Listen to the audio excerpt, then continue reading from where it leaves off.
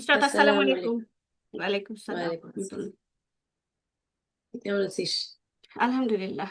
আজকে আমি এক স্কার্ফ পরছি, এক কালার। আল্লাহ, শীতে আজকে তুই এক কালার পরছস? হাই, তুই আমাকে ওই দিন বললি যে সব সময় এক কালার পরস, এই জন্য আমি আজকে এটা পরছি। আজকে আমার জামা দেখছিস কি রং চঙা, এই জন্য এক ও, কালার না করলে কেমনে হয়? প্যালেস্টাইনের! হ্যাঁ, হ্যাঁ। ওয়াও! আমাদের এখানে এই ড্রেসগুলো জানিস কি এক্সপেন্সিভ, আমি জানি না আমেরিকাতে কি অবস্থা। এখানে আমি লাকিলি খুব কমে পাইছি, কিন্তু তারপর ওরা দাম বাড়ায় দিয়েছে, এটা হ্যাঁ, একদম শুরু এটা থেকে কেনা। অনেক এক্সপেন্সিভ, কারণ অনেকেই কিনতে চায় এখানে প্যালেস্টাইনের হুম, সাথে সলিডারিটি দেখাতে। হুম, হুম, হুম। আচ্ছা, আম, কি নিয়ে যেন কথা বলবো বলছিলাম আজকে। স্বপ্ন ও, নিয়ে। স্বপ্ন, হ্যাঁ। হ্যাঁ, বল, তুই বল, আমি একটু শুনি। স্বপ্ন। স্বপ্ন কিন্তু বাংলাদেশে গল্প, কবিতা, গানের খুব কমন একটা শব্দ। তোর স্বপ্ন শুনলে তোর কোনো গান মনে পড়ে? আমার কিন্তু যে কোনো ওয়ার্ড শুনলে সেটার সাথে একটা রিলেভেন্ট গান মনে পড়ে। আর স্বপ্ন হলে আমার অ্যাডভার্টাইজের গান মনে পড়ে, ওই যে কোনটা? ছিল না, স্বপ্নে যাব বাড়ি না কি যেন, আচ্ছা, আচ্ছা, আচ্ছা, স্বপ্ন যাবে বাড়ি। স্বপ্ন যাবে আচ্ছা, বাড়ি। হ্যাঁ, আচ্ছা, আচ্ছা, আচ্ছা। আমার মনে পড়ে হচ্ছে দেখবো আকাশ, দেখবো বাতাস। আমরা স্বপ্নে বাঁচি, স্বপ্ন গড়ি। শুনিনি। স্বপ্ন, এটা ইয়াত্রীর একটা গান। আরো অনেক পিছনের দিকে মানে স্বপ্ন দেখে মন নচিকেতার। ও, আমার মনে হয় যে আমরা, ওয়াও, ওইটা তো অসাধারণ। হ্যাঁ, হ্যাঁ। আমরা মনে হয় আমরা ইন জেনারেল বাংলাদেশিরা আমরা স্বপ্ন দেখতে ভালোবাসি, স্বপ্নটা ছেড়ে দিই না। অথচ স্বপ্ন না দেখার তো বহুত কারণ আছে, হতাশ হওয়ার তো বহুত কারণ আছে, তারপরেও কিভাবে আমরা স্বপ্ন ধরে রাখি, এটা আমার কাছে ইন্টারেস্টিংই লাগে আসলে। That's true. বাট হুম, আমাদের কে, তার আমি তোর কথা শুনে শুনে চিন্তা করতেছি কে যেন লিখছে, আমি ভুলে গেছি কে লিখছে, যে বাঙালি বা ওই ওই জায়গার, আমরা ভৌগোলিক ভাবে যে জায়গায় অবস্থিত, বিভিন্ন ন্যাচারাল কারণে আমরা নাকি একটু রোমান্টিক জাতি। রোমান্টিক জাতি। ভাই, এটা তোর সাথে মিল পাচ্ছি যে তুই বললি না যে আমি স্বপ্ন দেখি। আমি আজকে সকালে বোধহয় আমার ছেলের সাথে এই ধরনের আমরা ওর বাবা মা আমরা দুজনে মিলে আর কি আমার ছেলের সাথে এই ধরনের কিছু একটা নিয়ে কথা বলতেছিলাম, যে বাংলাদেশের রোমান্স ভার্সাস আমেরিকার রোমান্স। হ্যাঁ, তা আমি তখন বলতেছিলাম যে কৃষ্ণচূড়া ফুল, বৃষ্টি, ইয়ের ডাক, কোকিলের ডাক, এর মধ্যে আবার মানুষ রোমান্টিক না হয়ে পারে কিভাবে? হ্যাঁ, আর আসলে তো আমার, তাহলে দেখ, কারণ অস্ট্রেলিয়াকে, তুই অস্ট্রেলিয়াতে যদি মানে প্রথম দিকে আসলে যেটা মনে হয় টোটালি একটা সানবার্ন কান্ট্রি। ওদের লিটারেচারেই বলে যে এটা সানবার্ন কান্ট্রি। একদম তোর গাছের সবুজগুলো এমন পোড়া সবুজ, মানে তোর মনের মধ্যে ইয়ে আসবে কোত্থেকে, সবটা আসবে কোত্থেকে। আজকে আমাদের এখানে হিট ওয়েভ ইয়া দিচ্ছে, আমি কিন্তু সব বন্ধ ও, টন্ধ করে রাখছি বাসা। পুরা দেশে হিট ওয়েভের ইয়া বারবার খবরে দেখাচ্ছে, নেইবারদের খবর নিতে, বাচ্চাদের ইয়া রাখতে, পানি খেতে, এগুলা। তো আরে এইরকম। এটা তো এভরি এভরি সামার আমাদের এখানে তো তাই হয়। আর ইন্টারেস্টিংলি ক্লাইমেট চেঞ্জের সাথে যে মেন্টাল হেলথের কি ধরনের সম্পর্ক, এখন সামারটা তো এনজয় করার সময়, বাচ্চাদের স্কুল টুলে বন্ধ হুম। থাকে, রাইট? হুম। ওরা তো প্লেগ্রাউন্ডে যেতে পারে না, প্লেগ্রাউন্ড না তো টু না, হট। পুড়ে যায় তোর। আমার বড়টা কালকে কিসের জন্য যেন 5 মিনিটের মতো বাইরে ছিল, পুরো আসছে একদম সাথে সাথে, তোর সাথে সাথে চামড়া বোঝা যাচ্ছে পুড়ে গেছে। তাহলে এই যে দেখ, আমাদের শীতের ছুটিটা আমাদের জন্য কত আরাধ্য ছিল, আর এদের পুরো সামারটা না ঘরে থাকো, হুম। এসির মধ্যে থাকো, বাইরে খেলতে পারবে না, তাহলে আমরা ওদের তো এই যে সারা ওদের বছর, সারা বছর হ্যাঁ, বসে থাকতাম দোস্ত, ওই ছুটিটা কখন আসবে বার্ষিক পরীক্ষার পরে। হ্যাঁ, হ্যাঁ। তুই গ্রামে যেতি? আমাদের অনেক গ্রামে যাওয়া হতো, হ্যাঁ, দাদুর বাড়ি বেশি যাওয়া হতো, কারণ যখন কর্ণফুলী ব্রিজ হয়ে গেছে, ব্রিজ হওয়ার আগে যখন অনেক ছোটবেলায় ছিল তখন খুব কষ্ট হতো নৌকা টোকা দিয়ে কাদা টাদা পার হয়ে যেতে হতো, কিন্তু ব্রিজ হওয়ার পরে তো ধর একদম বাড়ির উঠান পর্যন্ত চলে যাওয়া যেত মোটামুটি কাছাকাছি। তো তখন অনেক যাওয়া হতো।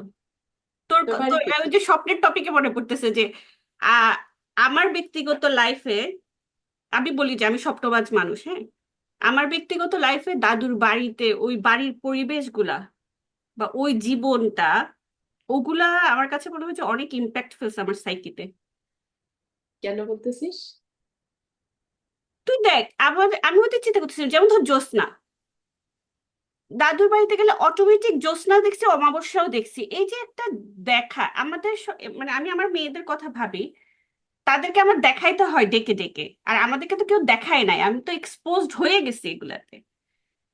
তারপরে আচ্ছা দেখ, এটা যদিও মনে হবে যে দারিদ্রতা নিয়ে বিলাসিতা টাইপের চিন্তা ভাবনা মনে হবে, মানে আমরা যেহেতু দরিদ্র দেশ। কিন্তু কারেন্ট চলে গেলে মনে আছে তোর? ওটা তো তো খুব বিউটিফুল ছিল, হ্যাঁ। তো দেখ, এগুলা তো মানুষের ইমোশনাল স্ট্রাকচার গুলাকে বিল্ড আপ করে, রাইট? অবশ্যই, হ্যাঁ। প্রত্যেকটা হ্যাঁ। স্মৃতি, প্রত্যেকটা মেমোরি, তো তুই কিভাবে চিন্তা করতেছিস ওইটার উপর ইম্প্যাক্ট করতে থাকে।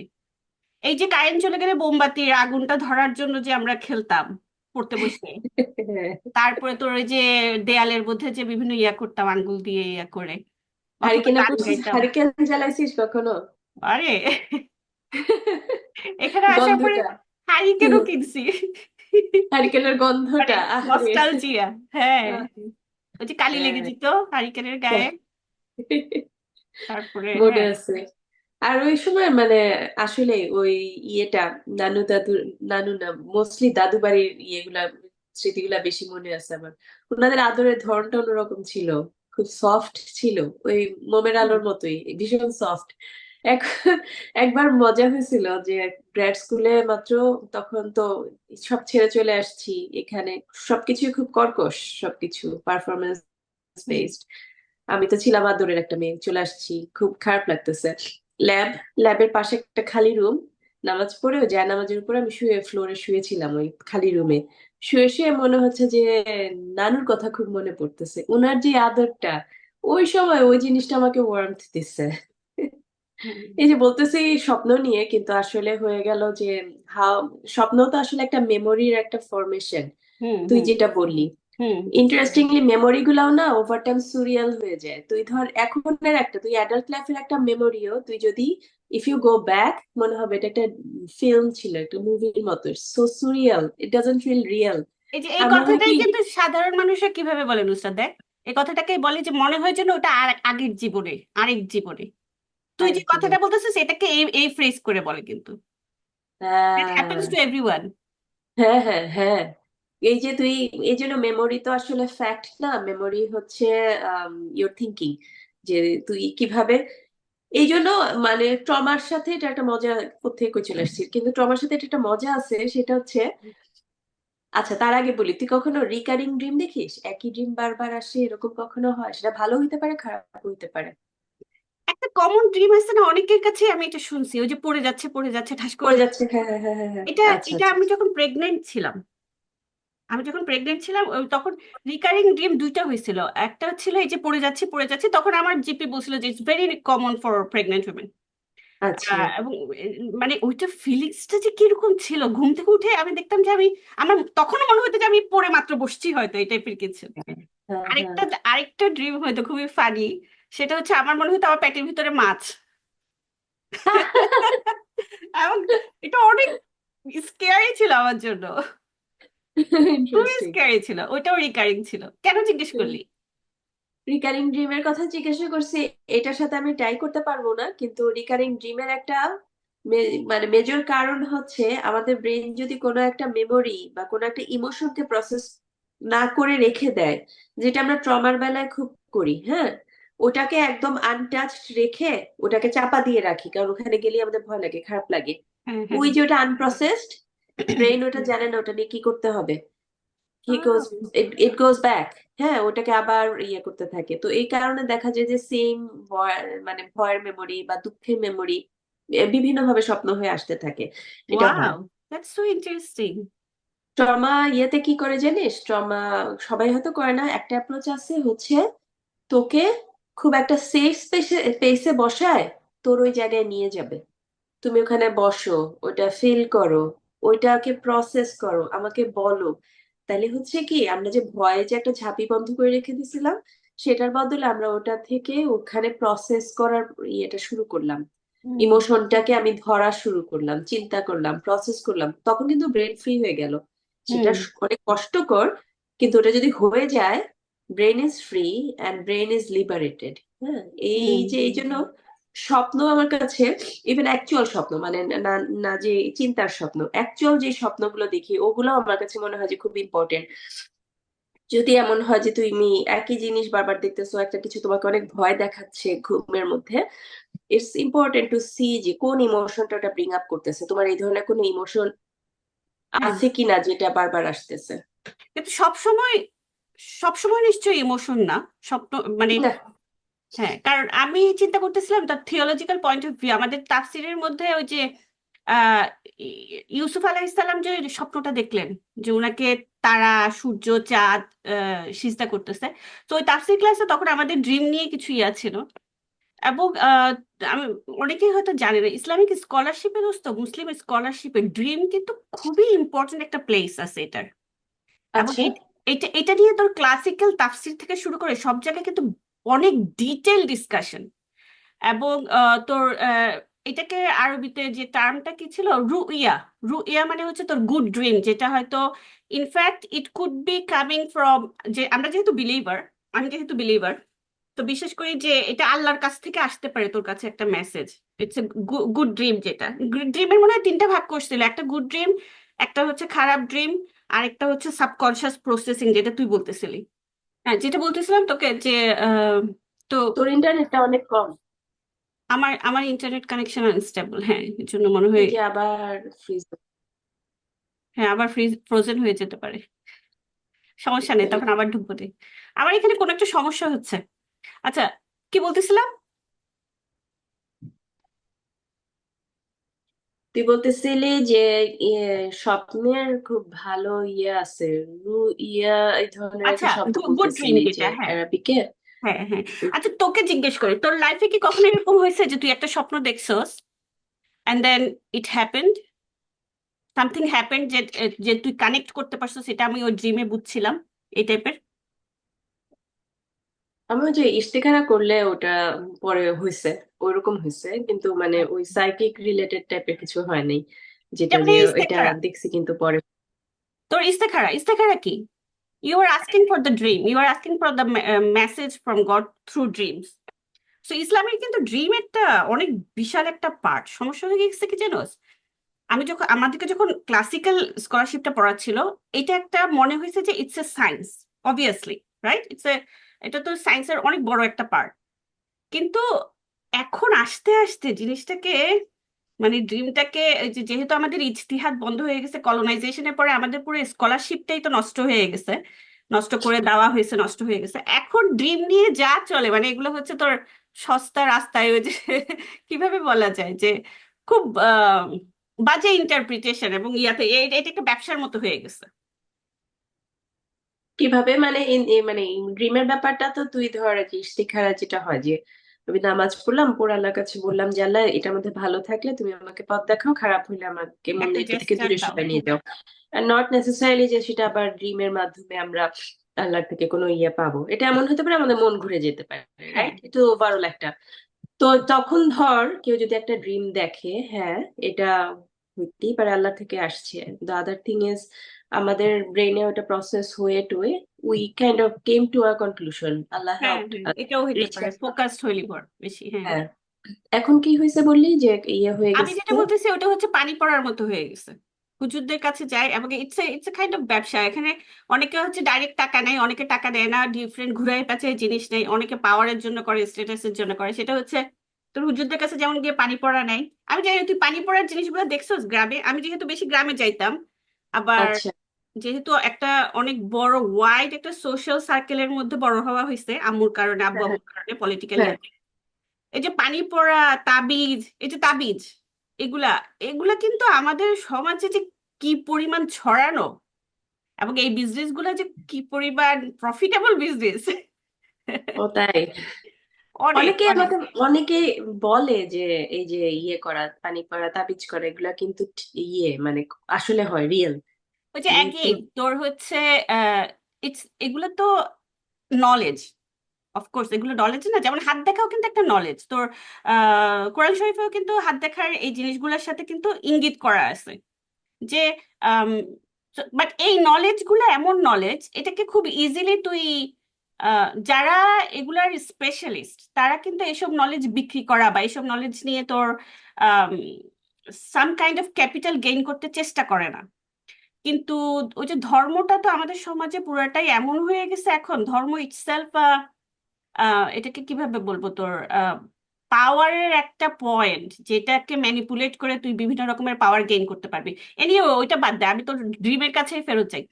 সেটা হচ্ছে আমার লাইফে একবার, দু তিনবার, ঠিক আছে, একটা বলি যে উম, একটা ড্রিম দেখছি, ড্রিমটা দেখার পর আমার যেটা সমস্যা হয়েছে, আমি ড্রিম দেখে ভুলে যাই, কিন্তু ওইটা আমি ভুলি নাই, এক নাম্বার। দুই নাম্বার, আমার কাছে মনে হচ্ছিল কন্টিনিউয়াস যে এটা একটা মেসেজ, কিন্তু আমি বুঝতেছি এটা কি মেসেজ, বুঝছো? আমি খুবই কনফিউজ। সকালবেলাটা পুরো গেছে, কিন্তু আমি দেখছি আমি কোনো কিছুতেই মনোযোগ দিতে পারতেছি না, আমার কাছে মনে হচ্ছে ইট হ্যাজ এ মেসেজ।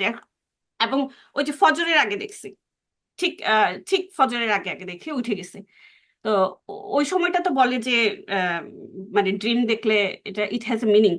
আর আমি কি করবো, আমি তো আর ওই যে যারা ড্রিম এগুলো নিয়ে ইয়া করে ওদের কাছে যাবো না। পরে মনে হলো যে আচ্ছা ঠিক আছে, আমি আমার একজন মেন্টর যে স্যারকে আমি তখন মেসেজ পাঠালাম যে স্যার এই এই অবস্থা। তো স্যার বিদেশে থাকেন, তো স্যার তখন আমাকে যে ইন্টারপ্রিটেশনটা দিচ্ছে নুসরাত, আমার আমার খুব মন খারাপ ছিল, কারণ আমি মনে করছি ড্রিমটার যে মিনিংটা এটা খুবই খুবই খারাপ একটা মিনিং। আর স্যার আমাকে বলছে পুরো উল্টা একটা মিনিং, একদম উল্টা। যে উনি বলছে যে ইট মাইট হ্যাপেন, তুমি কাউকে ড্রিমের কথা বলো না। তা আমি বলি নাই, believe in state within 2 days না 3 ডেজ নাকি 2 ডেজ মনে হয়, একদম স্যার যে ধরনের কথাটা বলছে, আমার বাহ। পিএইচডি স্কলারশিপ পাইছি আমি, আলহামদুলিল্লাহ। একসাথে আচ্ছা। একসাথে পিএইচডি অ্যাডমিশনও হয়েছে, স্কলারশিপও হয়েছে। এরপর থেকে আমার কাছে মানে ড্রিম বললে না আমার একদম ডাইরেক্ট ওই ঘটনাটা মনে হয়। আচ্ছা, নাইস নাইস নাইস। আমার এই হ্যাঁ, ধরনের অনেকগুলো মজার মজার মানে ড্রিম, অথবা জাস্ট আল্লাহর কাছে দোয়া করে সেটা হওয়া। হ্যাঁ, মানে এত মিরাকুলাসলি থিংস হ্যাপেন যে আমার মানে খুবই কনফিডেন্স যে হ্যাঁ, দোয়ার পাওয়ার যে এত বেশি, হ্যাঁ, হ্যাঁ, এটা একটা। হ্যাঁ। মিরাকল শব্দটা বললি যে আমি যেমন আমার মেয়েদেরকে দিন বলতেছিলাম কি একটা নিয়ে, আমি বলছি না I do believe in miracles. আর আমার বড় মেয়ে না তাকাই আছে, কারণ সে দেখে যে আমি সবসময় রেশনাল বা লজিক্যাল কথাগুলো বলি না। সে বলছে মা তোমার সাথে এটা যায় না। আমি বলছি যে, তারপর আমি তাকে আমার লাইফে কয়েকটা ঘটনা বললাম, কিন্তু মিরাকল হ্যাপেন্স দোস্ত, ইট ইট হ্যাপেন্স। হ্যাঁ, আমি যেটা ইয়ে করতে যাচ্ছিলাম যে ওই যে ড্রিম হচ্ছে ধর ইমোশনাল ফ্রিডম, একটা বই আছে। এটা আমার মানে পাগলা টাইপ বই আর কি। একটা মহিলা সে ইয়েতে সাইকি টাইকি এগুলা নিয়ে ইয়ে করে, বাট পুরো বইটাই হচ্ছে ড্রিম নিয়ে এবং হাউ শি ফিলস। ওখানে একটা মজার কথা বলছিল, সেটা হচ্ছে যে ড্রিম হচ্ছে দি অনলি প্লে, অনলি নাটক যেটার মধ্যে তুমি হচ্ছে মেইন ক্যারেক্টার। হ্যাঁ, সবকিছু তোমাকে ঘিরে হচ্ছে। রাইট। এবং ও সাজেস্ট করছিল যে তুমি ড্রিম তো হ্যাঁ, মানে ঘুম থেকে ওঠার পরে অল্প একটু সময় মনে থাকে, তারপরে ভুলে যাওয়া হয়। absolutely। তোমার পাশে একটা নোট বই রেখে দাও, ড্রিমটা লিখে রাখো। হ্যাঁ, পরে তা পড়ছি পড়ছি বইটা, হ্যাঁ। এটা একটা মজার একটা এক্সারসাইজ। তারপরে হ্যাঁ, আমি কিছুদিন ট্রাই করছিলাম, তারপরে যখন গো ব্যাক করলাম দেখলাম যে আসলে জিনিসগুলো it makes you feel good. কারণ হচ্ছে ওই সময় যা হচ্ছে ওগুলোই ব্রেন প্রসেস করার সময় কিছু লিখতেছে, হ্যাঁ। অনেকটার সাথে এটার সাথে ওটা কানেক্ট করে অনেকদিন পরে গিয়ে ওটা পড়লে না মনে হয় যে আচ্ছা এগুলা হচ্ছিল এই জন্য। এটা একটা আর কি। তো এই জন্য মানে ড্রিম হচ্ছে ইন্টারেস্টিং না। আমার ধর ড্রিম, ঘুমাইলাম, ঘুম থেকে ওঠার পরে তুমি যদি ড্রিমটাকে এই অ্যাপ্রোচে দেখো তাহলে ইট ক্যান বিকাম লাইক হ্যাঁ I just watched a show, এই ধরনের একটা কিছু। And it also is a way of signalling you যে তোমার বডির কোনো নিড আছে কিনা, যে তোমার কোনো একটা ইমোশন প্রসেস হয় নাই, তোমার কোনো একটা স্ট্রেস আছে কিনা। সবগুলোই ধরো, তুমি স্ট্রেস থাকলে তুমি একটা কিছু দেখবা যে ঠিক মতো কোনো একটা কিছু হচ্ছে না, এই ধরনের একটা কিছু দেখবা। This hmm, is a way for your body to give you message. হ্যাঁ, listening to our body, listening, staying very tuned to your body. হ্যাঁ, এটা হুম, তো হুম। আসলে খুব ইম্পর্টেন্ট। কারণ বডি আর মাইন্ড তো আলাদা না। তোর এই হ্যাঁ। হরমোনটাই এটাই, তোর স্ট্রেস থাকলে তোর স্ট্রেস হরমোন রিলিজ হবে, ব্রেন ঠিক মতো ফাংশন করবে না, ফাইট অর ফ্লাইট হবে। সবগুলো খুব কানেক্টেড। তো হুম, তুই যেমন নাকে, ওই যে আমার আজকে ঠান্ডা লাগছে, ঠান্ডা লাগলে তুই যেরকম বুঝতেছিস তোর ঠান্ডা, তেমনি স্ট্রেস জন্ম হইলে বা এই ধরনের একটা স্ট্রেসফুল একটা ড্রিম দেখলে এটাও তোর মানে এটা মেসেজ যে okay I probably need help, মানে রেস্ট, আমি হুম। একটু টাইম নেই, তারপর আবার আল কাম ব্যাক। তোর মনে আছে কিনা এই টপিকটা প্রপোজ করার সময় আমি তোকে বলছি, তোকে দেখলে মনে হয় তুই সারাক্ষণ ছুটতেছিস। চিন্তা কর তোর আসলে এই দৌড়ের মধ্যে ড্রিম নিয়ে চিন্তা করার সময় আছে কিনা। তুই এই কথাটা বললি না, দেখ এখন তুই আমার কোশ্চেন তোর প্রতি, ড্রিম কি যেটা তুই খালি ঘুমের মধ্যে দেখোস ওইটা, নাকি এই যে দৌড়াচ্ছস বা যেটাই করতেছিস you are living your life, are you dreaming You're- as well? Is it possible? এখন তো এখন তো ধর তুই আমি দুইজনেই মানে আমাদের ক্যারিয়ার নিয়ে আমরা অনেক হ্যাপি। এই জন্য আমরা বলতে পারি যে we are pursuing hour dream, we are chasing hour dream. ধর আমার যখন চাকরি ছিল না, আমার বাচ্চাটার মাত্র ডায়াবেটিস হইলো, তারপরে আমি যখন খুব ডিপ্রেসড অবস্থায় ছিলাম, ওই টাইমটাকেও কি আমি বলতে পারতাম যে I am chasing my dream? Probably not. ওই টাইমটা ড্রিম হিসেবে আমার ধরতে খারাপ লাগবে, বা ধরলেও হয়তো আমি এটাকে একটা দুঃস্বপ্ন হিসেবে লেবেল করবো। So, তুই কোন কিন্তু অ্যাঙ্গেল ওই থেকে বলছিস? সময়ে তোর যে সার্ভাইভ করছস, ঠিক আছে, ধর এই যে সময়টা মানুষ যখন খুব খারাপ সময়টা সার্ভাইভ করে, তার মাথায় কি একটা ড্রিম থাকে না যে এই যে এই দুঃস্বপ্নের মতো সময় থেকে যে সে উদ্ধার পাবে, আশাটা, এটাও তো পার্ট অফ ড্রিম না?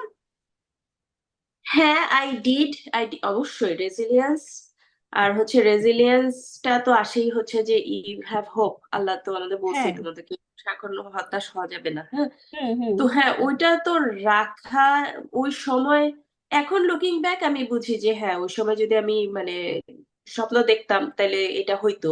আমি স্বপ্ন দেখলাম না কেন? কিন্তু ওই সময় তো আমি ডিপ না, ডিসপেয়ারে। আমি বলতে চাচ্ছি যে তুই স্বপ্ন দেখছস, তোর স্বপ্নটা ছিল, মানে আমি যেটা বলতে চাচ্ছি, মানুষ যখন দুঃসময়ে পড়ে সে স্বপ্ন দেখতেছে, কিন্তু এই স্বপ্নটা হচ্ছে এমন যে আমি এই এই সময়টা কেটে যাবে, I will get over it, এই হোপটা, এই হোপের মতো ড্রিমটা যদি তার না থাকে, সে তো সার্ভাইভ করতে পারবে না। I wanna challenge you. এখানে ধর আমি যদি ওই ধরনের আশা রাখি যে এটা কেটে যাবে, হোয়াট ইফ ইট নেভার কেটে যাবে? হ্যাঁ, কারণ আমার আমার ক্ষেত্রে তো আমার বাচ্চার মেডিকেল কন্ডিশন কাটে নাই। না আমি কারণ যদি ওই আশায় থাকি যে এটা কেটে যাবে, তাহলে আমি কিন্তু তাইলে মানে ওখানে এখনো তোর ড্রিম। কাটতেছে না কেন? সেক্ষেত্রে আরেকটা হ্যাঁ ওয়ে আমি চিন্তা করতে পারি যে এই সমস্যাটা কেটে যাবে, অথবা আমি এমন ভাবে পরিবর্তিত হব যে হ্যাঁ। এইটা আমার কাছে সমস্যার মতো হবে না। আমি এটা থেকে উত্তরণের এটার মধ্যে আমি নেভিগেট করার এনার্জি পাবো। এই আই উইল ধরনের একটা বেটার কোপ with it, I will better কোপ উইথ ইট। হ্যাঁ, হইতো। এটাও একটা ড্রিম, পার্ট অফ ড্রিম। কারণ আমার কাছে এই জিনিসটাকে কেন ড্রিম মনে হয় তোকে বলি, জুলাই যখন হইলো, হ্যাঁ, তখন মাঝখানে তোর মনে আছে যে বারবার সবাই বলতেছিল যে ওই যে যখন বললো যে এতজনকে 10,000 মেরে ফেলবে, 15,000 মেরে ফেলবে, খেয়ে ফেলবে, শেষ হয়ে গেল, আমরা লাস্টে এসে আর পারলাম না, এই টাইপের একটা কিন্তু একদিন খুব স্ট্রং একটা ইমোশন পুরো ন্যাশন ওয়াইড চলতেছিল। ও ওই সময় আচ্ছা। আমি একটা লেখা লিখছিলাম যে স্বাধীনতার যুদ্ধটা বা বিপ্লব জিনিসটাই মানে হচ্ছে তোর স্বপ্ন। আমি এই লেখাটা লিখছিলাম, কারণ এই লেখাটা কারণ তখন আমি রেভলিউশন নিয়ে তোর ইয়া নিয়ে যত লিটারেচার পাঠতেছিলাম, ওগুলোও পড়তেছিলাম, দেখতেছিলাম তোর সবকিছু তো ইয়া। তো তখন আমি দেখলাম যে না, তোর যতগুলো রেভলিউশনারি আছে দোস্ত, এবং যত বড় বড় রেভলিউশন হয়েছে দুনিয়াতে, স্বপ্ন বা ড্রিমটা এটার একদম ফান্ডামেন্টাল একটা পার্ট। এই ড্রিমটাকে তুই কাট অফ করে দিবি, রেভলিউশন ওখানেই মরে যাবে, শেষ, দ্যাটস ইট, ইউ আর গন। তো তুই যে স্বাধীনতার স্বপ্নটা দেখতেছিস, এই জন্যই তো তুই এখনের কষ্টটাকে কোপ করতে পারতেছিস। এবং তোর কি মনে হচ্ছে ঠিক আছে আমি মরে যাব? যে মানুষগুলো মরে গেছে তারা তারা কি কিরকম দেখ, হ্যাঁ তারা হয়তো ডেলিবারেটলি এইভাবে চিন্তা করে নাই, but it is in their minds যে মরে যাচ্ছি কেন, যাতে আমার সাথের মানুষ বা আমার বাচ্চা কাচ্চা বা আমার দেশের মানুষরা বেটার লাইফ লিড করে। So it's a dream. হ্যাঁ, আমি তোর থেকে এটা আসলে বুঝতে চাই। আমার কাছে এটা পুরো একটা পাজল মনে হয়। গাজার মানুষরা স্বপ্ন দেখে কিভাবে, ওই আসাদের কারাগারের ওই আয়নাঘরে মানুষ স্বপ্ন দেখে টিকছে কিভাবে, বা সার্ভাইভ বেঁচে ছিল কিভাবে। এবং জুলাইয়ের সময় তোরা যে একদম ইয়েতে ছিলি, খুব অ্যাক্টিভ ছিলি, তোরাই বা কিভাবে স্বপ্ন দেখে গেছিস? আমি তো হাসিনার সময় স্বপ্ন টপ্ন ছেড়ে দিচ্ছিলাম যে বাংলাদেশ নিয়ে আমার আর কোনো স্বপ্ন নাই। হ্যাঁ, আল্লাহ জানে কি হবে এটার। তো how did you guys keep going?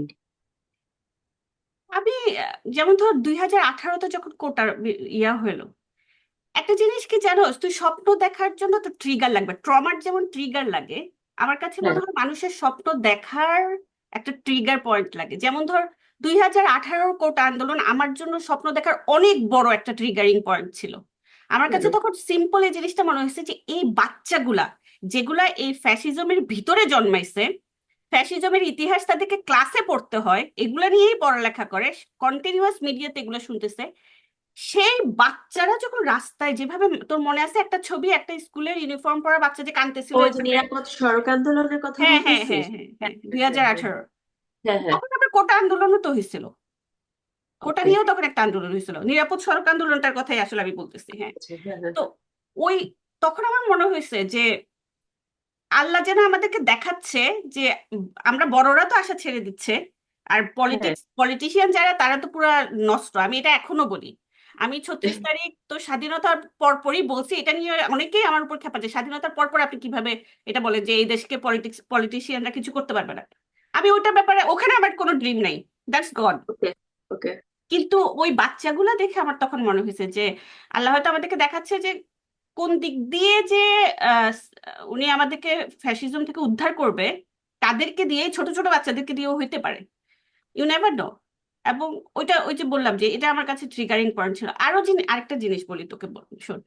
আমাকে কিছুদিন আগে আমাদের এখানকার এবিসি, ওদের রেডিও চ্যানেলে একটা ইন্টারভিউ নিছিল, তো তখনও আমাকে বলতেছিল, জিজ্ঞেস করতেছিল যে তুমি যে এই যে মেয়েদের প্রতি এত ইনজাস্টিস দেখে দেখে বড় হইছো, যেগুলো তোমাকে চিন্তা করছে, সেম জিনিসটাই সে আমাকে জিজ্ঞেস করছে যে তোমার হোপ কিসের জন্য, মানে তুমি হোপটাকে কিভাবে ধরে রাখছো।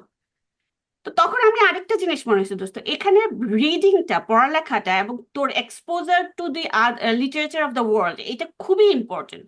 কারণ তুই যখন হিস্ট্রিতে এক্সপোজড হবি, লিটারেচারে এক্সপোজড হবি, তুই দেখবি যে তুই যে স্ট্রাগল গুলোর ভিতর দিয়ে যাচ্ছস, এটা people একার before you went through that, এবং many of them got the freedom. So hmm, হয়তো হুম, তুই চে গুয়েভারা হবি, তুই ফাইট করতে করতে পড়ে যাবি, হাবিবা হবি, যিনি ব্রিটিশরা যাকে ফাঁসি দিছিল, তারপরে ব্রিটিশরা তো ওই যে হজরত মহল, এরকম তুই হয়তো এইদার তুই তোর ফ্রিডমটার জন্য স্বপ্ন দেখতে দেখতে হয় তুই মরে যাবি, হুম। অথবা at the end of the day তুই স্বাধীনতা পাবি। So the choice is yours. আমার কাছে এইরকম লাগে যে স্বপ্ন দেখার চয়েসটা ডিপেন্ড করতেছে আমার উপর, যে আমি এখন আরেকটা যেটা অল্টারনেটিভ সেটা হচ্ছে আমি স্বপ্ন দেখা ছাড়িয়ে দেবো, সবকিছু শেষ করলে খালাস আমি, তাহলে তাহলে তখন আমি আমার জীবনের মিনিং খুঁজে পাই না। ইনফ্যাক্ট ক্যান্সার পেশেন্টদের ট্রিটমেন্টের ক্ষেত্রে ও দেখা গেছে একটা বিগ ডিফারেন্স মেক করে হচ্ছে যার ওই হোপটা আছে আর যার নাই, যে কিনা অলরেডি ধরে নিছে যে হ্যাঁ, ওই that itself keeps the treatment more effective, makes the treatment more effective. তোর এই কথাতে আবার আরেকটা ঘটনা মনে পড়লো, ওই যে ওই বইটার নামটা ভুলে গেছি, এটা নিয়েও আমি স্ট্যাটাস লিখছিলাম যে নাৎসি কনসেন্ট্রেশন ক্যাম্পে যে লোকটা ছিল যে বিশ্বাস করতো যে মিত্রবাহিনী আসবে, সে, তাকে হুম, ব্রুটালি টর্চার করা হয়েছে, সে পুরো টর্চারের ইয়াটাই সার্ভাইভ করছে, কারণ সে বিশ্বাস করতো, সে, এটা তার স্বপ্ন যে ইয়ারা আসবে, সেভ করবে। যেদিন সে বিশ্বাস করতো যে আজকে আসবে, ওই দিন যখন আসলো না, সে ওই দিন মরে গেল। কারণ তার বডি তো আর নিতে পারতেছে না, সে তো মনের জোরে বেঁচে ছিল। তো তুই দেখ এই যে স্বপ্ন দেখার শক্তিটা কতটুকু, সে ওই দিন মরে গেছে, তারপরের দিন মিত্রবাহিনী আসছে। এবং দ্যাটস ট্রু স্টোরি যে লিখছে, আমি বইটার নামটা ভুলে গেছি এই মুহূর্তে। তো স্বপ্ন দেখাটা একটা বিগ এখান থিং। হ্যাঁ বল। এখান থেকে আমি তোকে ওই জায়গায় টানতে চাই, যে স্বপ্ন দেখা, ইট টেক্স কারেজ। হ্যাঁ, it takes a lot of courage to keep dreaming. কারণ হচ্ছে আহ, স্বপ্ন তো বেশিরভাগ সময় দেখা যায় যে এমনই হয় যেটা অ্যাকচুয়ালি অ্যাচিভেবল ইন ফিউচার, এরকম না যে হ্যাঁ এক পা গেলেই ওটা পেয়ে যাবো, ওটা কিন্তু মানুষের স্বপ্ন হয় না। না। স্বপ্ন হয় যেটা কিনা অনেক দূরের, যেটা কিনা অলমোস্ট কেউ দেখতে পাচ্ছে না, অলমোস্ট একটা অন্ধকার গর্তের মধ্যে উপরে ছোট্ট একটুখানি আলো দেখা যাচ্ছে, তুই হাত পারে ওটা ধরার চেষ্টা করছিস, ওইটা হচ্ছে তোর জন্য স্বপ্ন। অ্যান্ড ইট টেক্স কারেজ যে তুই একদিন এখান থেকে ওইটুকু পর্যন্ত যাবি। হুম। সেইটার সোর্সটা কোত্থেকে আসে তোর জন্য, তুই বললি হিস্ট্রি লিটারেচার।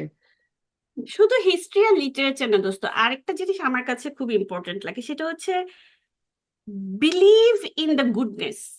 লাইক বিলিভ করা যে তুই যেটা চাচ্ছস এটা হয়তো এখন মনে হচ্ছে ইম্পসিবল, বাট ইট ইজ। এখন এখানে আবার এখানে হিস্ট্রি চলে আসতেছে, আমি উদাহরণ দিতে গিয়ে যেটা চিন্তা করতেছি, যেমন ধর আমার ছোটবেলা থেকে আমার, আমি চিন্তা করি যে আমার মেইন ড্রিমটা কি, একটা পার্সন হিসেবে, একদম একটা মানুষ হিসেবে আমার ড্রিম কি। ওই দিন আমি আরেকজনকে জিজ্ঞেস করছি, সে তো ওই মেয়ে, ছোট বোন, তার কথার সাথে আমার কথা, আমার ড্রিমটা এত মিলছে এবং আমার খুবই ভালো লাগছে যে I am not alone in dreaming this. সেটা হচ্ছে ছোটবেলা থেকে যেহেতু পলিটিক্স, সোসাইটি, রিলিজন এগুলোতে এক্সপোজার খুব বেশি ছিল, যার কারণে আমার কাছে মনে হতো যে আমি কি চাই আসলে, আমি চাই যে সমাজের মানুষরা, মানে ওই যে অন্ন, বস্ত্র, বাসস্থান, শিক্ষা, চিকিৎসা, পাঁচটা আছে না, যে অ্যাটলিস্ট এই মিনিমাম স্ট্যান্ডার্ডটা সবাই পাবে। এইটা কিন্তু আমার অনেক বড় একটা ড্রিম। এবং এটা শুনতে হয়তো অড লাগবে, ফ্রোজেন হয়ে গেছিলাম আবার। আচ্ছা। হ্যাঁ, হ্যাঁ। তো এটা শুনতে হয়তো অড লাগবে অনেকের কাছে, কিন্তু ওই যে ছোটবেলা থেকে এক্সপোজারের কারণেই হয়তো আমার কাছে কিন্তু আমাকে আমার পুরো লাইফটাকেই মোটিভেট করছে এই ড্রিম, যে ইট ইজ পসিবল। যেহেতু আরো ছাত্রী সংস্থার ভিতরে ছিলাম, তখন ওই যে ইজম গুলা, কমিউনিজম, সোশ্যালিজম, ইসলাম, এগুলাকে যেহেতু কম্পারেটিভ দেখতেছিলাম পলিটিক্যাল লেন্স দিয়ে, আমার কাছে তখন এটাই হচ্ছে মেইন ড্রিম, যে সমাজ পরিবর্তন করে এমন একটা সমাজ লাগবে যেখানে তোর বেসিক স্ট্যান্ডার্ডটা মিট হবে সবার।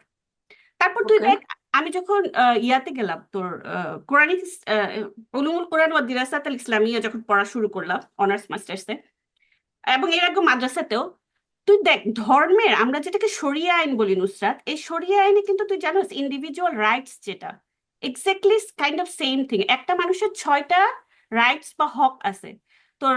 ওগুলো হচ্ছে তোর বলতেছি কারণ অনেকে হয়তো এটা জানে না, এবং এটার সাথে আমার পার্সোনাল ড্রিমিংটা রিলেটেড। তোর শরিয়া আইনের হকগুলো কিরকম, রাইটস একটা ইন্ডিভিজুয়াল হিউম্যান রাইটস কিরকম, তোর একটা হচ্ছে হাকুল হায়াত, তোর লাইফের রাইট। হাকুল আহা। উসরাত, তোর পরিবারের রাইট, তোর পরিবার থাকবে এবং পরিবারকে তুই প্রোটেক্ট করবি, এই রাইট। তারপর হচ্ছে তোর হাকুল আদালা, তোর জাস্টিস, সোশ্যাল জাস্টিস বা লিগাল জাস্টিস যেটাই বল, তোর জাস্টিস থাকতে হবে। তারপর হচ্ছে তোর হাকুল কারামা, ডিগনিটি। এরপর বাহ। হচ্ছে তোর আরেকটা কি, হাকুল মিল্কিয়া, ও প্রপার্টি ওনারশিপের যে রাইটটা। আর লাস্ট হচ্ছে তোর হাকুল হুরিয়া দিনিয়া, তোর রিলিজিয়াস ফ্রিডম।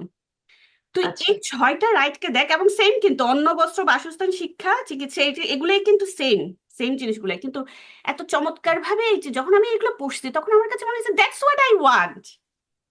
হুম তুই হুম হুম তুই হুম। একটা, এবং যত আমি আরো মেয়ে হিসেবে বক্সড হয়েছি বড় হ্যাঁ হইতে হ্যাঁ হইতে, আমার কাছে তত এই রাইটস গুলো আরো বেশি ইম্পর্টেন্ট মনে হয়েছে। যে না, একটা মেয়ে যদি এই 6টা রাইটস পায়, হ্যাঁ হ্যাঁ। আর কি, আর কি দরকার লাইফে তুই বল। হুম। So, এখানে ইন্টারেস্টিং হচ্ছে তোর অন্য বস্ত্রগুলো সবগুলো একটা পার্সোনাল, একটা মানুষের ইন্ডিভিজুয়ালের রাইটের সাথে কানেক্টেড, আর এখানে হচ্ছে সবগুলো হচ্ছে রিলেশনশিপের সাথে কানেক্টেড। হ্যাঁ, how that person is gonna interact with the rest of the rest of the everybody world. Surrounding. হ্যাঁ, ওইটা ইন্টারেস্টিং। তোর হ্যাঁ সব ধরনের এখানে, ডাইনামিক্স গুলো, ইন্টারাকশন গুলো প্রোটেক্টেড। হুম। হ্যাঁ হ্যাঁ এখানে যেটা সমস্যা, অনেকেই আমরা আমরা কেন এগুলো জানি না দোস্ত, কারণ ওই যে অ্যাগেন কলোনাইজেশনটা আসলে চলেই আসে, যেহেতু আমরা এটা, we are the product of colonial Times, right? So যার কারণে আমাদের পুরা ন্যারেটিভসটা, ল্যান্সটাকে চেঞ্জ করে দিছে, একদম একদম চেঞ্জ করে দিছে। ঠিক মুজিবকে নিয়ে যেভাবে ল্যান্স একদম পুরো উল্টাই দিছে, মুজিবের নামে একটা কথাও শুনতে পারে না, অথচ 72 থেকে 75 কেউ যদি পড়ে মাথা পুরো আউলাই যাবে যে হোয়াট কাইন্ড অফ ফেসিজম এটা ছিল। সে হুবহু সেই রকম ভাবে ইসলাম নিয়ে এবং মুসলিমদের যে টাইমটা ছিল দোস্ত পুরা ওয়ার্ল্ডে, এই পুরা টাইমের লেন্সটাকে একদম এমন ভাবে আপসাইড ডাউন করে দিছে যে আদারওয়াইজ দেখ এই 6টা হকের কথা তুই দেখ, এই 6টা হক মুসলিমরা যেখানেই গেছে ওখানে এস্টাবলিশ করতে চেষ্টা করছে দেখেই তারা কিন্তু ওয়ার্ল্ডের এত বড় একটা অংশ এত লম্বা সময় ধরে শাসন করতে পারছে। বিকজ এটা তোর পুরাটা ইনক্লুসিভ একটা সোসাইটি ক্রিয়েট করে এই হকগুলো যখন তুই নিশ্চিত করতে যাবি। কিন্তু এই হকগুলো একদম পুরো উল্টাই গেছে এখন। এই জন্য আমার এখন পার্সোনাল ড্রিম কি, যে I just want those Hawks back, ওই রাইট গুলো আমি ব্যাক চাই সবার জন্য। মানে সংবিধানে ওগুলো থাকুক, সেটা মানে ইসলামের আদলে হইতে হবে নেসেসারি না, না, জাস্ট নট, ওই রাইট গুলো থাকুক। এই হ্যাঁ। 6টা রাইটস যারাই এস্টাবলিশ করবে তারাই অ্যাকচুয়ালি ইসলাম এস্টাবলিশ করতেছে, that's it. You don't need to have Muslims there. হ্যাঁ, ওই যে ইসলামের প্রিন্সিপাল গুলো এস্টাবলিশ করছে। হ্যাঁ, তো তোর ড্রিম হচ্ছে এটা যে মানুষ, ওকে, সেটা তো অনেক ফিলান্থ্রপিক ড্রিম হয়ে গেল। তোর নিজের ব্যাপারে, তোর নিজের লিগেসি বল, তোর নিজের পরিবার, এই ধরনের কিছু খুব, যেটা অ্যাকচুয়ালি তুই নিজে কিছু করতে পারবি এবং নিজে দেখে যেতে পারবি, এরকম কিছু একটা ড্রিমের কথা বল।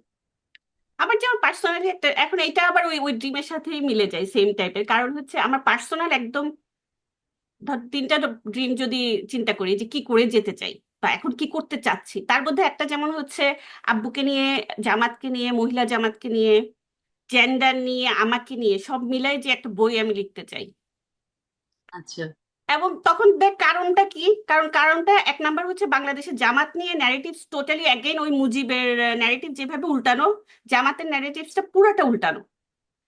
আচ্ছা। তো কিন্তু বাংলাদেশের তোর সোফার আমরা যতটুকু আসছি যে পলিটিক্যাল জার্নি, এটার মধ্যে জামাতের ভূমিকা এবং জামাত আসলে কি ছিল, এটা ভিতর থেকে যারা মানুষ যদি এক্সপ্লোর না করে, আমাদের পুরো পলিটিক্যাল জার্নির ন্যারেটিভসটাই একটা মিস ইন্টারপ্রিটেশন থেকে যাবে।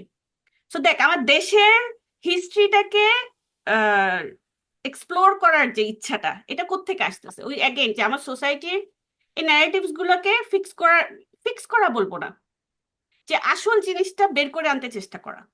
তোর নিজের যে ভিউটা ছিল সেটা ইয়ে করা, সেটাকেও একটা স্পেস করে দেয়া, যে স্পেসটা তুই এতদিন পাস নাই।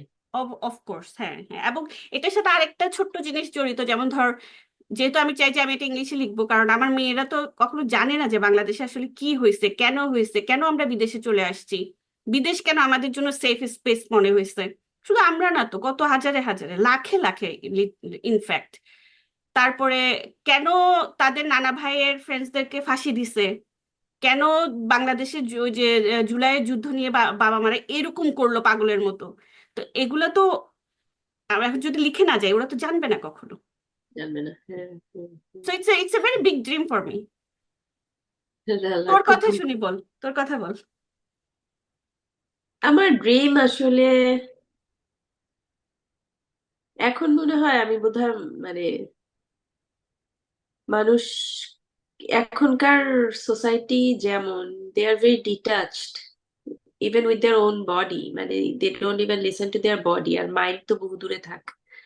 এই যে বলে না যে কিয়ামতের সময় সময় খুব দ্রুত যাবে, বলে না? হুম। আমি জানি যে আমি বুঝি এটার মানেটা হচ্ছে মানুষ এতটা ইয়ে হবে, ফাস্ট থিঙ্কিং এ অভ্যস্ত হয়ে যাবে যে they won't be able to actually stop and reflect. আমি একটা তোর কথা কথা খুব শুনে বলি, এখন আমার ভয় লাগতেছে। নাকি ভয় নিজের পাওয়ার কি অবস্থা আছে? দেখতেছি। কালকে রাত্রে তুই লিখছিস তো যে আন্টিকে বল, আন্টি আম্মু যেন আমাকে থাপ্পড় মারে। আমি লিটারেলি 3 ঘন্টা ঘুমাইছি। এই তো। এবং কোথা দিয়ে সময় যাচ্ছে আমরা সবাই বলতেছি কোথা দিয়ে সময় যাচ্ছে, হ্যাঁ, বাট এটা তো আসলে আমরা যেভাবে আমাদের ব্রেনটাকে মাইন্ডটাকে যেভাবে ইউজ টু করে ফেলছি, হুম। আমরা কখনো স্টপ এন্ড রিফ্লেক্ট করি না, আমরা প্রতিটা সেকেন্ড কিছু একটা দিয়ে অকুপাই করে করার ইয়ে করি, তাই না? এর মধ্যেও হুম। Stop and reflect and really think যে আমরা যেটা করতেছি ওটার পারপাস কি, এটা কি, এই যে একটা জায়গা বের করা, আমার কাছে এটা মনে হয় যে it takes a lot of courage, না, it takes a lot of energy. হ্যাঁ, তুই যে তোর আরো অনেকগুলো সামনে বাইরে অনেকগুলো মজার জুসি কিছু ইনপুট তুই এখন না নিয়ে তুই অ্যাকচুয়ালি বলবি যে এনাফ, আমি একটু চিন্তা করি আমি যেটা নিচ্ছি এটা আমার কোনো দরকার আছে কিনা, হ্যাঁ বা হ্যাঁ, আমার রাইট। প্রায়োরিটি কি।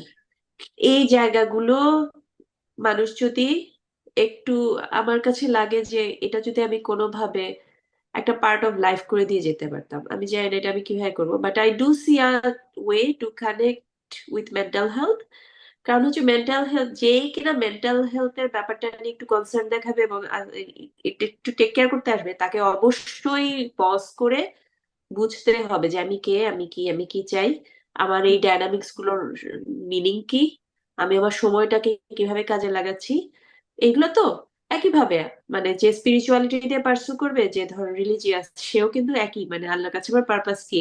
সো তুমি আইদার হুম। স্পিরিচুয়ালিটি দিয়ে যাইতে পারো, মেন্টাল হেলথ দিয়ে যেতে পারো। It is hmm. Important, I really want to see reflective people, people who reflect. হ্যাঁ, আমার আমার সাথে আমার হাজবেন্ডের মানে মানে 15 বছরের সংসার তো, মজার ব্যাপার হচ্ছে আমাদের ডায়নামিক্স অনেক ইভলভ করছে। এবং এখনের ডায়নামিক্সে আমি একটা জিনিস খুব এনজয় করি, সেটা হচ্ছে যে আমাদের কথাগুলো, হ্যাঁ, প্রথমে থাকতো যে কানেক্ট করার জন্য, ও অনেক ইনফরমেশন দিত, আমিও দিতাম, কিন্তু এখন আমরা stop, why do I need to care about this thing, হ্যাঁ, then we actually have something, মানে পেঁয়াজের খোলস ছাড়া যেরকম একটা জিনিস দুইজনে মিলে বোঝার, এই জিনিসটার জার্নিটা এত মজার। হ্যাঁ, আমার কাছে লাগে যে রিফ্লেকশনের আড্ডা, মানুষের সাথে কথা, এই জিনিসগুলো আসলে পারপাস হচ্ছে not to consume one more information, hmm. Rather hmm. To think যে এটা আসলে কিভাবে কানেক্টেড, আমার রোল কি ওভারঅল ওয়াইডার জনগোষ্ঠীর, আমাদের উম্মার বা হোয়াট এভার আমাদের হ্যাঁ, কমিউনিটির এখানে রোলটা কি, রাইট। এই ওয়াও, আর কি তো। তুই অনেক সুন্দর করে বলছো। তো এটা যদি তোর ড্রিম হয়, মানে তুই, I can see that you are already doing it through this podcast already. যেমন ধর তোর, আমি তোকে বলছি যে আমাকে কয়েকজন দিছে, যে তোর নামই দিয়ে দিছে যে শান্ত অ্যাঙ্কর। তারপরে এবং আরেকজন আমাকে কি বলছে যে আপু আপনার কথা শুনতে শুনতে মনে হয় যে চিন্তা রেস চলতেছে মাথার ভিতরে, তারপর যখন নুসরাত আপু আসে তখন আমি একটু ব্রিথ করি, এখন আমি একটু ঠান্ডা ভাবে শুনবো। আমি হাসতে হাসতে, তো I can see that you are already doing it, তোর কথা বল, তোর চিন্তার রিফ্লেকশন তোর কথাতে আছে, এবং পিপল ক্যান, ওই যে একবার তুই বলছিলি না যে মানুষের একটা ভাইব আছে বা এনার্জি যেটা সে ছড়ায়, তো তোর ওই এনার্জি যেমন আমাকেও টাচ করে অনেক সময়, যে আমি যে বলতেছিলাম আরেকজন বলছে যে আপনি হচ্ছেন ঘুড়ির মতো, আর নুসরাত আপু শক্ত করে আপনার ঘুড়ির নাটায় সুতা ধরে রাখে। সো কিন্তু এগুলো ছাড়া তুই কি আসলে মানে like structural, are you doing anything else, যে এই ড্রিমটা বা তোর মাথায় কি এমন কোনো প্ল্যান আছে যে আমি আচ্ছা এটা এটা কারণ তুই বললি আমার কথাটা খুব সুন্দর লাগছে যে I want to see the reflective peoples, a lot of them, এবং আমাদের দেশের কনটেক্সটেও আমার কাছে মনে হয় যে রিফ্লেক্টিভ পিপল আসলে অনেক দরকার, যে মানে শুধু হিস্ট্রিতে রিফ্লেক্ট করবে তাই না, বর্তমান সময়ে যা হচ্ছে ঠান্ডা মাথায় বসে চিন্তা করবে, বিশেষ করে আমাদের পলিটিশিয়ানদেরকে এগুলো কোর্স করানো দরকার নুসরাত। বাংলাদেশে একজন মানুষকে আমি দেখে আমি খুবই হোপ পাই, কিন্তু আমি তার নাম বলবো না। আমি তাকে একা একা ফলো করি এবং আমার তাকে খুবই ভালো লাগে। আমি দোয়া করি যে সে থাকুক আরো ইয়ের মানুষ ফলো করবে, তুই বলবি না কেন?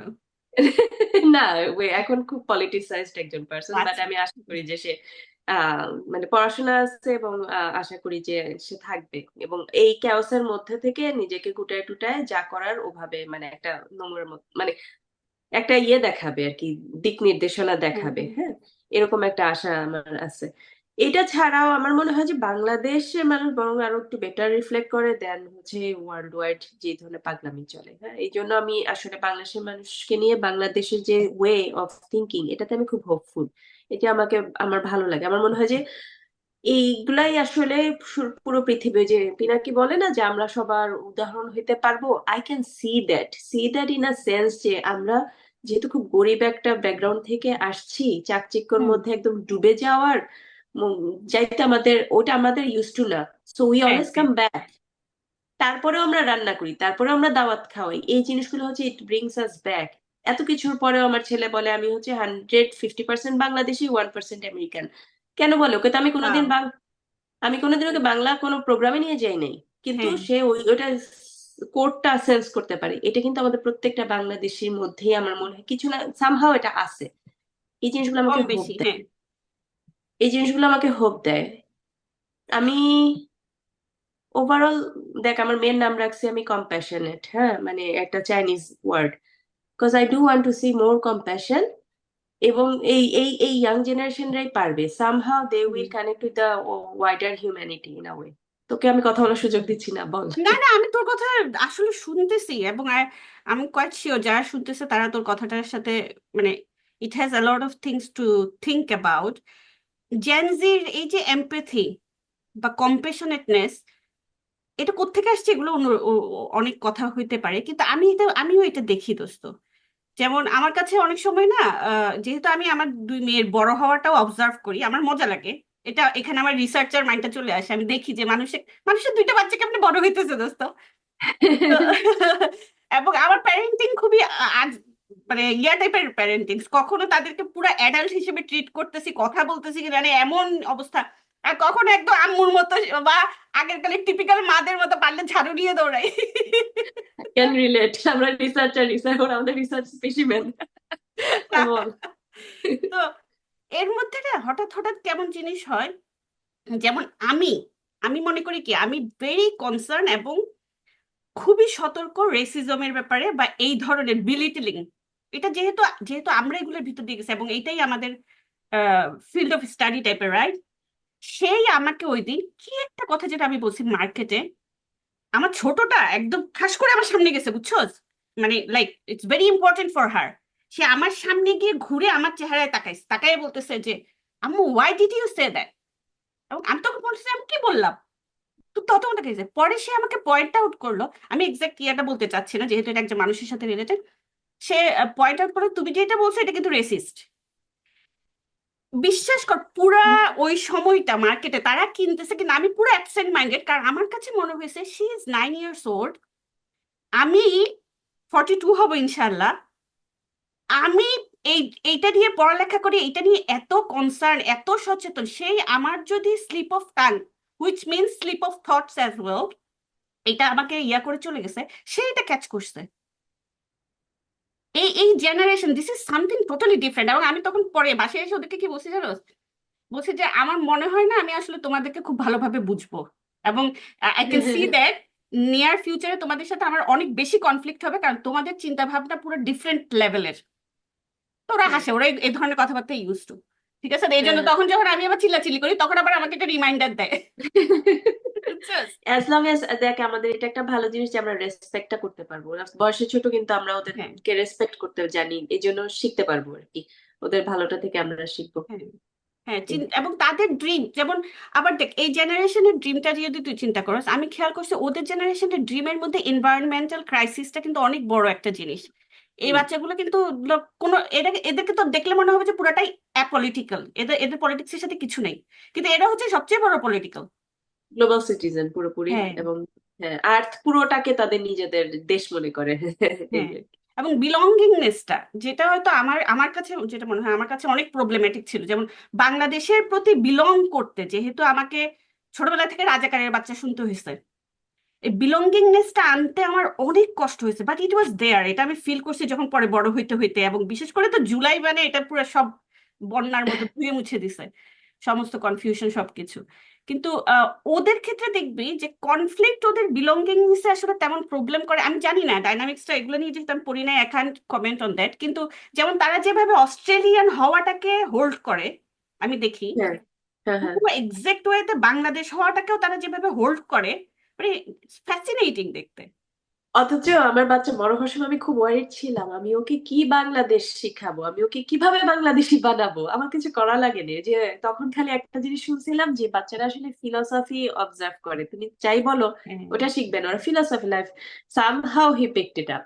তোর ক্ষেত্রেও যে তাই যে হয়েছে, সামহাউ জিনিসটা, দে কারণ পিকড তোর ইট আপ। কথা, তোর চিন্তা, তুই কিসে কিভাবে রিয়েক্ট করতেছিস, ওগুলাই তাদের ওয়ারিং এ ইয়া করতেছে, ইম্প্যাক্ট হ্যাঁ করতেছে, রাইট? হ্যাঁ হ্যাঁ কারণ আমার মনে আছে যখন বড়টার ইয়াতে পড়তো, তোর কিন্ডার গার্ডেনে কোন একটা কথায় যেন সে বলছিল, তার ইয়াকে বলছিল, ওখানকার রুমের যে ইয়া, তাকে বলছিল যে কি, যে my family, big part of my family lives in Bangladesh. আমি শুনে খুব অবাক হয়েছিলাম, আমি তো তাকে ওইভাবে বলি নাই যে তোমার ফ্যামিলি ওখানে, এবং ওই হ্যাঁ সময় তো হ্যাঁ আমাদের যাওয়াটা অনেক কম ছিল ওই হ্যাঁ সময়, কিন্তু সে কিন্তু এই জিনিসটা সে বলছে। হ্যাঁ হ্যাঁ তো হ্যাঁ। দেখ কি বিলাল, হয়। মাশাআল্লাহ মাশাআল্লাহ। হ্যাঁ, কোত্থেকে ভালো কোথায় লাগলো, চলে গেছি ড্রিম খুব নিয়ে ভালো কথা বলতে লাগছে। বলতে। এই। হ্যাঁ, তা তোর ফিউচার ড্রিম নিয়ে একটা কথা, আমাদের বেশি সময় নাই, আমি তোকে লাস্ট আহ কোশ্চেন করি যে তোর future dream, immediate future dream কি, লং রানে ফিউচার ড্রিম কি? আল্লাহর সাথে যোগাযোগটা রাখা আর কি। আমি যখনই যা চাইছি আলহামদুলিল্লাহ, যে যদি সেটা আমার জন্য ভালো হয় আল্লাহ আমাকে দিছে। তো আসলে মানে আমার ইমিডিয়েট যেগুলো চাওয়া ছিল, মেন্টাল হেলথে আসবো, এটা নিয়ে অনেক কিছু করব, সবই আল্লাহ দিয়ে দিছে আলহামদুলিল্লাহ। এখন আবার একটা আবার ছোট বাচ্চা আছে, আমি জানি না হয়তোবা আমার ড্রিমটা চেঞ্জ হবে, মানে সময় যেভাবে পাল্টাচ্ছে। হুম, এখন পর্যন্ত ড্রিম হচ্ছে আমার বাচ্চা দুইটাকে মানে ইয়ে বানানো, কম্প্যাশনেট ফাইটার বানানো। এটাই আর কি। ফাইটিং ইনশাআল্লাহ। For compassion and also fighting with compassion, both. এই আর কি। খুব ইম্পর্টেন্ট। তোর কথা শুনলে না খুব কন্টেন্ট ফিলিং হয়, যে মনে হয় যে হ্যাঁ ঠিক আছে, I am feeling like feeling at home. অনেক ইম্পর্টেন্ট, আলহামদুলিল্লাহ। আর তুই হচ্ছিস আমার হোপের ঘুড়ি। আমি এটাতে ঝুলে থাকবো। খালি এদিক সেদিক তেরা বেড়া দৌড় মারে। ঠিক আছে, ভালো ঠিক থাক। আছে, ওকে দোস্ত, আল্লাহ হাফিজ তাহলে, হ্যাঁ, আসসালামু আলাইকুম।